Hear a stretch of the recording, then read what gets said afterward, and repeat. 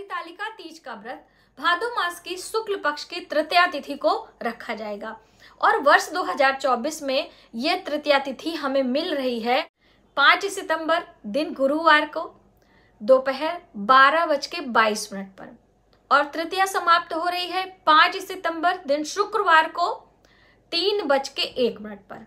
उदया तिथि के अनुसार तृतीया तिथि का व्रत यानी कि हरितालिका तीज का व्रत 6 सितंबर दिन शुक्रवार को करना हमारे लिए बेहद शुभकारी बताया गया है।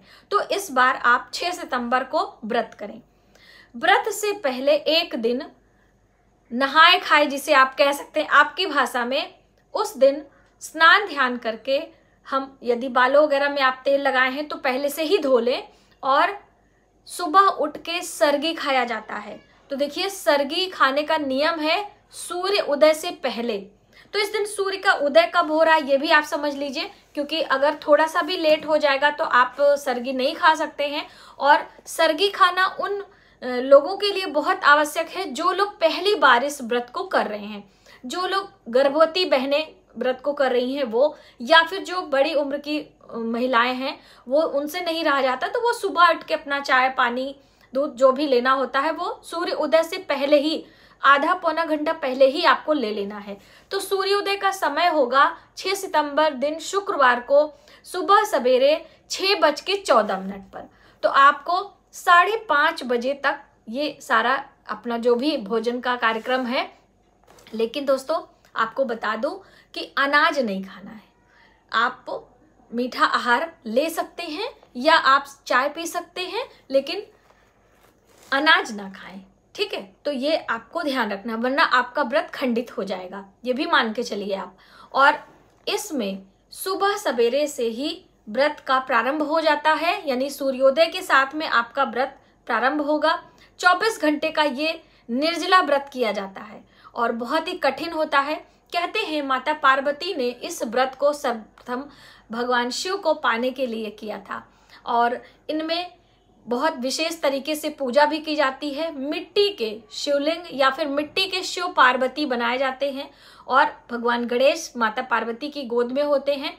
तो हम फुलेरा बनाते हैं और एक चौकी लगाकर केले के पत्ते का बंधनवार वगैरह लगाकर शिव पार्वती को बिठाते हैं और फिर विधि विधान से अक्षत पुष्प हल्दी कुमकुम तिलक करते हैं और साथ ही कच्चा दूध दही शहद से पंचामृत से स्नान कराते हैं, साफ वस्त्र पहनाते हैं। मोरा भी इस दिन पहनाए, यानी कि मोरी आती है एक, उसको भी पहनाते हैं। और सभी महिलाएं इनमें 3 बार पूजा करती हैं। तीज का व्रत है तो 3 बार स्नान और 3 बार पूजन की बात कही गई है। तो पहला पूजन तो आपको 6 सितंबर को सुबह सवेरे ब्रह्म मुहूर्त में करना होता है। आप सुबह सूर्योदय के साथ भी कर सकते हैं, लेकिन सुबह सवेरे 4:38 से लेकर 5:26 का जो समय है ये पूजा का बहुत ही शुभ समय है। कहते हैं इसमें लोग गूंगा पूजा करते हैं, यानी कि बिना बोले स्नान करके पूजा करते हैं। और आप सूर्योदय के साथ भी कर सकते हैं और दिन में फिर संध्या के समय दिन भर आप व्रत करिए, निर्जला, अपने हाथों में मेहंदी लगाइए, 16 श्रृंगार करिए और संध्या के समय प्रदोष काल में भगवान शिव पार्वती की पूजा करिए। तो अब कई बहनें ये पूछती हैं कि चौकी हम जो सुबह लगाएंगे उस पे ही शाम को करें कि शाम को दूसरी चौकी लगाएं, क्या हम सुबह अपने पूजा मंदिर में पूजा कर लें शाम को चौकी लगाएं? तो ऐसा भी आप कर सकते हो। सुबह सवेरे आप अपने पूजा मंदिर में जो माता पार्वती की प्रतिमा है उस पे भी पूजा कर सकते हो, या आपकी मिट्टी की प्रतिमा है तो आप सुबह भी कलश वगैरह लगा के स्थापना कर सकते हो। इस तरह से करके माता पार्वती की पूजा 2 बार तीज वाले दिन करेंगे और दूसरे दिन चौथ में सुबह सवेरे ब्रह्म मुहूर्त में फिर से स्नान ध्यान करके पूजा करने की बात कही गई। इस तरह से ये 3 समय पूजा करते हैं।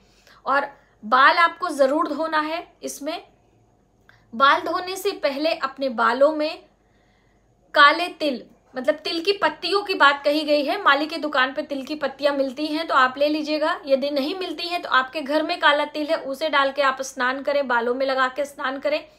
काला तिल नहीं मिल पाता है तो आप आंवले का चूर्ण भी लगा सकते हैं। आंवला सभी के घर में होता है, तो आप आंवले का चूर्ण बालों में लगा लें। आंवले की पत्तियां भी लगाई जा सकती हैं। आंवले का पेड़ यदि आपने अपने घर में लगाया है तो उसकी पत्तियां तोड़कर अपने बालों में लगाएं पीस कर, उसके बाद स्नान करें, ठीक है। और शुद्ध साफ वस्त्र, इस दिन काले नीले रंगों के वस्त्र नहीं पहनते हैं। खिले लाल पीले रंग के वस्त्र पहनकर हम 16 श्रृंगार करती हैं। सभी महिलाएं हाथों में मेहंदी लगाती हैं, महावर लगाती हैं और सज संवर के पूजा करती हैं।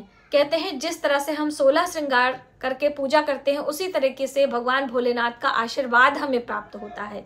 और माता पार्वती को भी 16 श्रृंगार की चीजें चढ़ाई जाती हैं। तो देखिए, सिंदूर की बात आती है तो आप जो सिंदूर चढ़ाएंगे वो पूजा का जो सिंदूरा होता है उससे माता पार्वती को आप सुबह भी सिंदूर चढ़ाएंगे और शाम को भी सिंदूर चढ़ाएंगे। सुहाग हम दूसरे दिन लेंगे, सुहाग तुरंत नहीं लेना है। सुहाग लेने के लिए आपको दूसरे दिन, जब सुबह सवेरे भोर में ब्रह्म मुहूर्त में चौथ तिथि में स्नान करेंगे, तब आपको सुहाग लेना है। इस चीज को आप ध्यान रखिए। सिंदूर हम माता को चढ़ाएंगे लेकिन स्वयं उस माता का सुहाग नहीं लेंगे। आप अपने जब 16 श्रृंगार करेंगे तब आप अपने सिंदूरा से अपने मांग में सिंदूर लगा सकते हैं। इस चीज को भी ध्यान रखिएगा। अब माता को 16 श्रृंगार जो आप चढ़ाएंगे वो पूरा नया होना चाहिए। पुराने चीजों को आप माता रानी को न चढ़ाएं। आप स्वयं पहले से आपने रखा है उसको आप पहन सकते हैं, उसमें कोई परेशानी नहीं है। माता के 16 श्रृंगार में आपको चूड़ी, मेहंदी, आलता, बिंदी और शीशा, कंघा, तेल, पाउडर, नेल पेंट, इस तरह का पायल, बिछिया, एक चुंदरी, आप सभी 16 श्रृंगार की सामग्री चढ़ाएं। आपके पास नहीं है, जितना है उतना ही आप चढ़ा दें और माता रानी की कृपा। भोग मिष्ठान भी आप व्यवस्था कर लीजिए। इस दिन कहते हैं कि 16 प्रकार के श्रृंगार और 16 प्रकार की पत्तियों से भगवान शिव का पूजन किया जाता है। यानी माता को 16 श्रृंगार और भगवान शिव को 16 पत्तियां चढ़ाई जाती हैं, जिसमें सबसे महत्वपूर्ण मानी जाती है बेल पत्र, बेल की पत्ती, शमी की पत्ती, मदार की पत्ती, धतूरे की पत्ती, केले के पत्ते से बंधनवार श्रृंगार बनाया जाता है। इस तरह से शमी की पत्ती मैंने आपको बताया। तो आप इन सभी पत्तियों को 16-16 आप सभी मिला के कर लें, या एक पत्ती कोई भी मिल जाए उसको 16 की संख्या में कर लें। इस तरह से करें। और रात्रि को जागरण करने की बात कही गई है। उसमें आपने हरितालिका तीज व्रत की जो कथा है आप पढ़ेंगे। जो लोग पढ़ते हैं उनको पता है कि अन्न खाने से क्या होता है, सोने से क्या होता है, जल पीने से क्या होता है, और रात्रि में सोने से यानी कि शयन करने से क्या होता है। तो इसलिए रात्रि जागरण की बात कही गई है। तो अब देखिए, देर रात तक तो हम लोग पूजा उपासना करते हुए जगते ही रहते हैं, लेकिन मध्य रात्रि में नींद आ ही जाती है सबको। तो आप परेशान ना हो। देखिए, हमें और भी काम देखने होते हैं, घर परिवार है, जिम्मेदारियां हैं। दूसरे दिन भी सुबह उठ के उसी उत्साह से, उसी लगन से पूजा करना है। तो आपको अपना स्वास्थ्य भी देखना है। तो आप एक अखंड दीप लगा दें। शाम को जब हम पूजा करेंगे तो वो अखंड दीप हमारा रात्रि भर जलता रहेगा। सुबह सवेरे उसी अखंड दीप में हम पूजा करेंगे। इस तरह से आप कर लें। कपूर की आरती करें। भगवान भोलेनाथ के मंत्रों से पूजन करें। रुद्राक्ष की माला से मंत्र का जप करें। कथा जरूर पढ़ें। अब कई बहनें ये पूछती हैं कि सुबह कथा पढ़ें कि शाम को। तो देखिए, सुबह भी आप पढ़ सकते हैं, शाम को भी 2 बारी पढ़ लेंगे तो कोई तकलीफ नहीं है, लेकिन शाम को पढ़ना बहुत जरूरी है। सुबह आप पंचोपचार विधि से पूजा करके संकल्प लेकर पूजा करें। हाथों में जल, अक्षत, पुष्प लेकर भगवान भोलेनाथ के सामने निर्जला व्रत कर रहे हैं, जल फल पे कर रहे हैं। क्योंकि देखिए, बात तो निर्जला की है, लेकिन जो महिलाएं पहली बार कर रही हैं, जो कन्याएं लड़कियां हैं, वो दिन भर करके शाम को पूजा के बाद पानी पी लेती हैं। जो गर्भवती बहनें हैं वो भी पानी पी लेती हैं।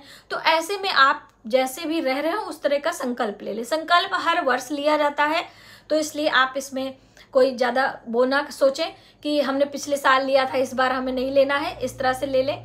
और कहते हैं कि इसमें सासू माँ को बायना देना होता है, यानी कि कुछ चीजें सासू माँ को हमें देनी होती हैं। तो श्रृंगार की सामग्री भी दे सकते हैं, खाने पीने की भी दे सकते हैं, कुछ फल, मिठाई, दक्षिणा, श्रीफल, इस तरह से भी आप सूक्ष्म तरीके से भी सासू माँ का आशीर्वाद लेना बहुत जरूरी है। आपके पास में है तो अच्छी बात है, वरना गांव में है तो भी आप फोन वगैरह से ले लीजिए उनका आशीर्वाद। घर में आपके पितरों की फोटो है, उनका भी आशीर्वाद आप ले लीजिए। अपने पति के चरण स्पर्श करिए, अपने पति को पूजन भी आप कर सकते हैं, भाई उनके लिए आपने व्रत किया है। तो इस तरह से इन छोटी छोटी बातों का ध्यान रखते हुए 6 सितंबर दिन शुक्रवार को हरतालिका तीज का व्रत किया जाएगा और इसमें 3 बार पूजन करने की बात कही गई है। तो इस तरह से आप पूजा की सभी तैयारी कर लें। आने वाले समय में एक एक वीडियो मैं आपके लिए लेकर आती रहूंगी। तब तक आप अपना ख्याल रखें। जय